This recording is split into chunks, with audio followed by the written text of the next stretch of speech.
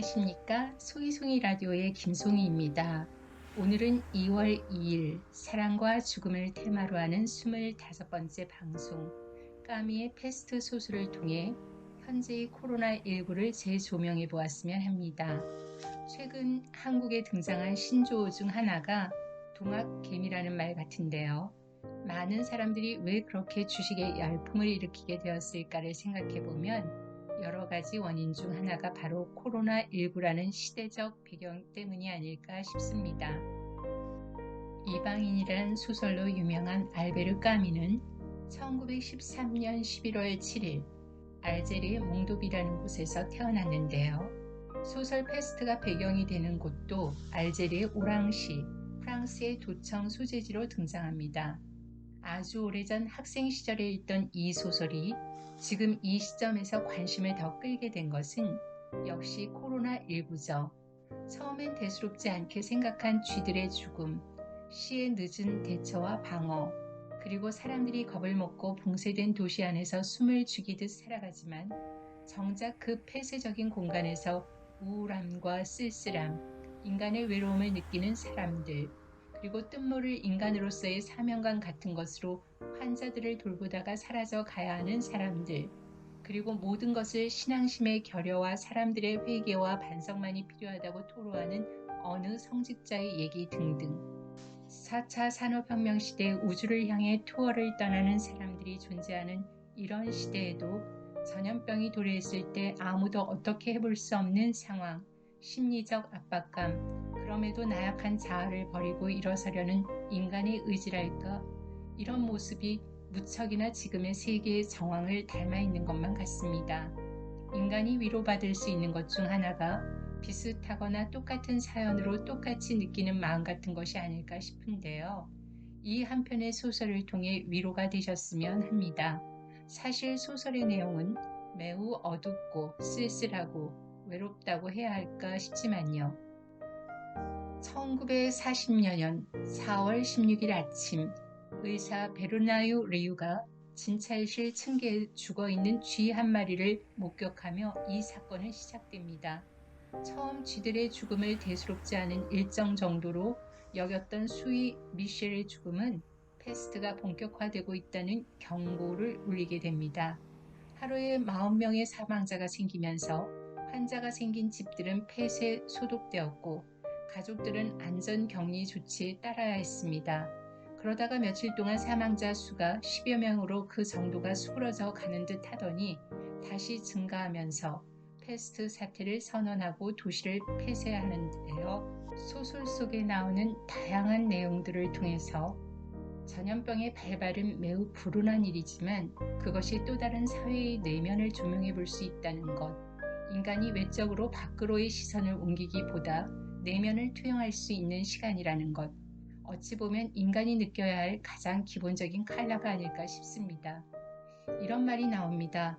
배우자를 퍽 끔찍하게 믿어오던 남편들이나 애인들이 문득 질투심에 사로잡혀 버리는 것이었다.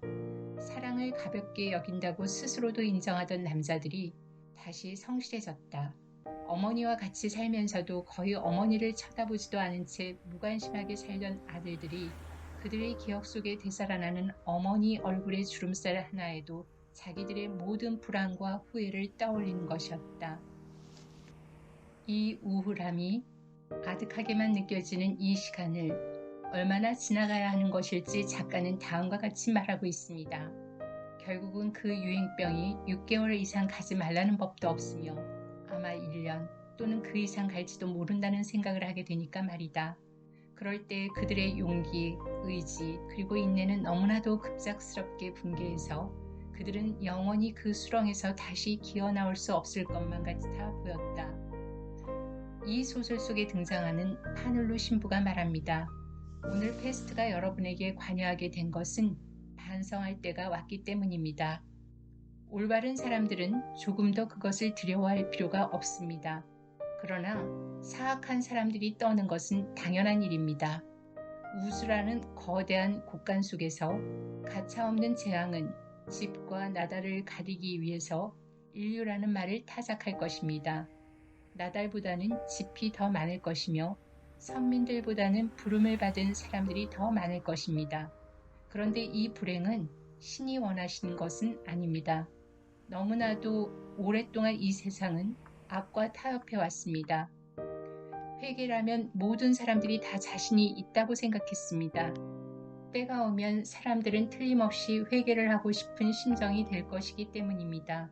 그때가 오기 전에는 가장 쉬운 길은 그냥 제멋대로 살아가는 것이죠. 그 밖의 것은 신의 자비로 해결될 것이었습니다. 그런데 말입니다. 그런 식으로 오래 계속될 수는 없었습니다. 참으로 오랫동안 이 도시의 사람들 위로 신의 광명을 잃고 우리는 바야흐로 오랫동안 패스트의 암흑 속에 빠지고야 말았습니다. 그러나 인간은 인간의 잣대와 인간의 시각에서 사물을 바라보고자 했었죠. 작가는 타루라는 인물을 상당히 면밀히 들여다보고 있는데요. 그렇다면 타루는 어떤 인물이었을까? 그는 10대 후반이었던 어느 날 검사인 아버지가 피고에게 사형을 집행하는 재판을 지켜보게 됩니다. 타루는 피고를 유심히 지켜보다가 그가 재판이 진행되는 내내 오른손 손톱을 깨물고 강한 햇빛에 겁먹은 올빼미와 같은 모습으로 파르르 떨고 있는 모습을 보면서 그가 비록 죽어 마땅한 죄를 지은 피고이긴 하지만 자신과 같은 살아있는 인간임을 느끼며 갑자기 현기증을 느낍니다. 이후 타루는 법과 제도라는 옷을 걸치고 사람이 사람을 죽이는 일을 아무렇지 않게 행하는 사회와 이를 통해 권위와 부를 누리는 자신의 아버지에 저항하면서 집을 뛰쳐나오게 됩니다. 환자를 열심히 돌보는 의사를 향해 타루가 묻습니다. 선생님 자신은 신도 믿지 않으시면서 왜 그렇게까지 헌신적이십니까? 의사가 말했습니다. 만약 어떤 전능한 신을 믿는다면 자신은 사람들의 병을 고치는 것을 그만두고 그런 수고는 신에게 맡겨버리게 될 것이라고 말했습니다. 앞으로 무엇이 나를 기다리는지, 이 모든 일이 끝난 다음에는 무엇이 올지 나는 모릅니다. 당장에는 환자들이 있으니 그들을 고쳐주어야 하죠. 타로의 생각으로는 불행 속에는 추상적이고 비현실적인 일면이 있다고. 그러나 추상이 우리를 죽이기 시작할 때에는 정신을 바짝 차리고 그 추상과 대결해야 한다고 생각하는 인물입니다. 나는 직접적이건 간접적이건 좋은 이유에서건 나쁜 이유에서건 사람을 죽게 만들거나 또는 죽게 하는 것을 정당화하는 모든 것을 거부하기로 결심했다. 또한 그렇기 때문에 이번 유행병이 내게 가르쳐 준 것은 아무것도 없다. 있다면 당신들 편에 서서 그 병과 싸워야 한다는 것뿐이다. 내가 확실히 알고 있는 것은 사람은 제각기 자신 속에 패스트를 지니고 있다는 것뿐이다. 타루의 말이죠. 신부와 타루가 한 이 이야기는 무엇일까? 저희는 더 깊은 이야기를 위해 다음 시간에 이 이야기를 이어가도록 하겠습니다.